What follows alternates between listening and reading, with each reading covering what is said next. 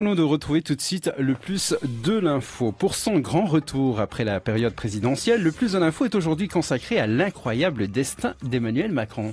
39 ans, une gueule d'ange, à peine 5 ans dans la sphère politique, c'est incontestable. Emmanuel Macron est un surdoué. Il est devenu ce dimanche, ça n'a échappé à personne, le 8e président de la 5e République, le plus jeune aussi, mais surtout le premier président issu d'aucun des deux grands partis politiques historiques français, à savoir le Parti socialiste, la gauche, ou les Républicains, anciens UMP ou anciens RPR, c'est comme vous voulez, à savoir la droite. Emmanuel Macron a réalisé une prouesse. Il a cassé les codes de la politique traditionnelle française en l'espace de quelques mois. Avec lui, on n'est ni à gauche ni à droite et c'est peut-être en partie ce qui a séduit les Français. Emmanuel Macron donne l'impression d'apporter une certaine fraîcheur à la vie politique française, une sorte de renouveau. Mais si on analyse un peu plus en profondeur, on se dit que ça va quand même plus loin que de la simple fraîcheur. Macron a carrément bousculé les codes traditionnels de la politique bleu-blanc-rouge. Au moment de son élection, il n'avait pas encore créé de parti politique, mais simplement un mouvement en marche. Mais on l'a vu ce week-end, ça s'appelle désormais La République en marche. Et le congrès constitutif de ce tout nouveau parti politique devrait avoir lieu au mois de juillet. Du coup, le plus de l'info s'interroge aujourd'hui et va même jusqu'à se projeter. Car à notre avis, la sphère politique française va se transformer dans les prochaines semaines, voire même dans les prochains jours, tellement ça va vite. Et oui, maintenant que le nouveau président de la République est connu, ça se bouscule sur son palier. On veut bien sûr être du côté du plus fort. On sent que le vent a tourné, que l'herbe est plus verte ailleurs. On a pu le voir ce week-end, il y a beaucoup d'hommes et de femmes politiques qui veulent rallier le nouveau parti de Macron en vue des élections législatives. Car oui, les auditeurs qui nous écoutent, les internautes qui nous regardent, doivent bien le comprendre. L'enjeu désormais, ce sont les élections législatives du mois de juin, élection durant laquelle on choisit nos députés à l'Assemblée nationale. Est-ce que vous savez combien il y a de députés qui siègent au Palais Bourbon? 577. Ah, très bien. Et vous savez combien il y en a en Polynésie? 3.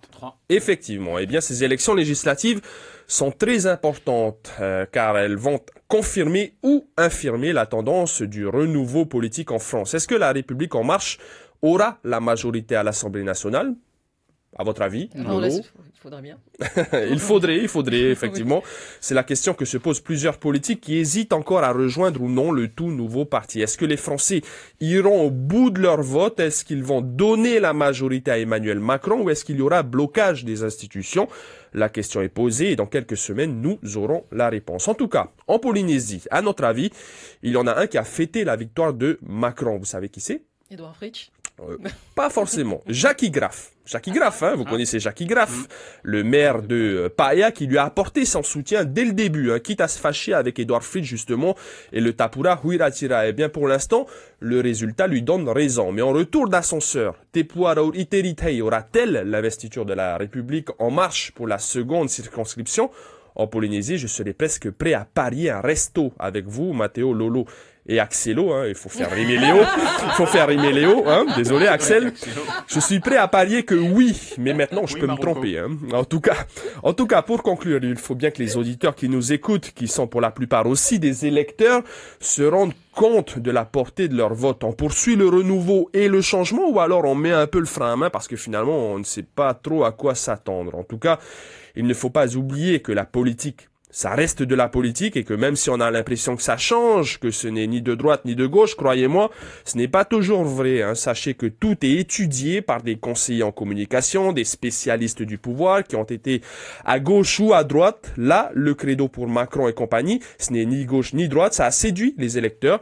La stratégie a donc fonctionné. Savoir maintenant s'il y aura vraiment un renouveau, c'est au fil du quinquennat qu'on le saura. C'était le plus de l'info qui vous rappelle ce matin qu'il faut voter malin.